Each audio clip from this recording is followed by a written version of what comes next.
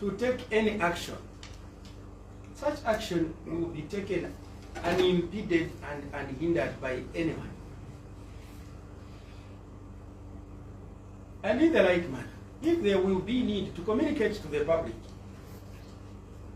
we shall be on hand to let the nation what the decision will be. For now, our emphasis is to call for calm in the nation and say the government is in situ. No one should be worried that there will be change of government anytime soon. What is changing is governance itself, that we are moving from a dictatorial style of governance, of violence and cadreism, to this peaceful environment that we are all enjoying peace, including the opposition, something which they denied the citizens before.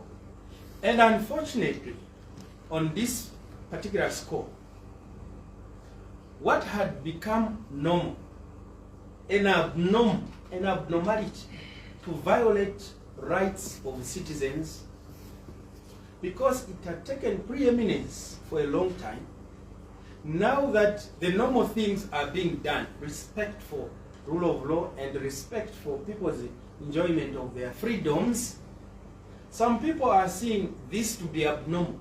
Just take social media. Now, that's too much freedom for Edgar Lungu, too much freedom for PF. If they are enjoying their freedom of movement, expression, and speech within the provisions of the law, even if what they are saying we don't like to hear it as who are in government, we have no right whatsoever to stop them enjoying those rights. That is what is normal.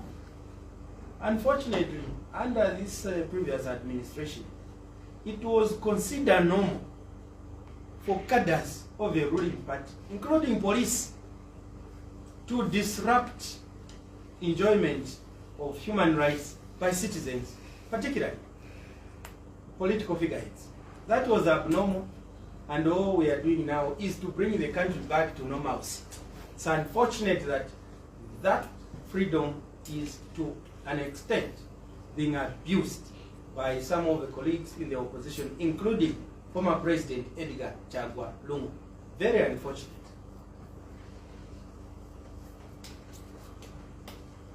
Mark Zilgoni, former Vice President, are being put on an allowance, 6 of them,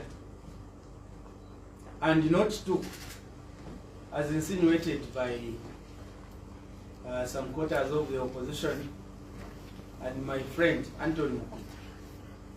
I don't know how he decided to misinform himself. He's normally a knowledgeable person on such issues.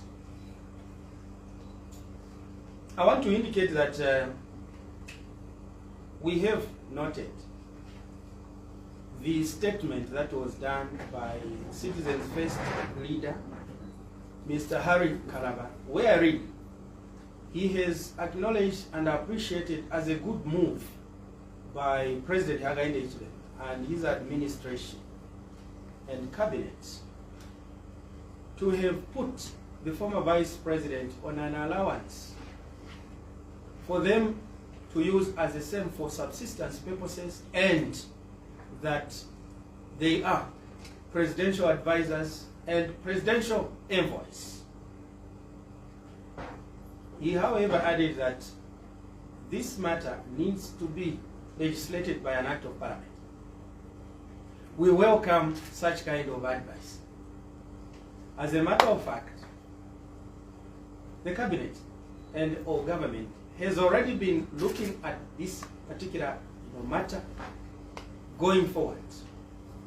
But as a matter of necessity, at law there is what we call necessity. This decision had to be made by cabinet to ensure that we rescue our former Vice President from a precarious situation that would be probable they find themselves in, given that after they left office, they are left to fend for themselves. So we welcome Mr. Kalaba's observation. It is in line with government viewpoint. And these are kind of politics we need in a country.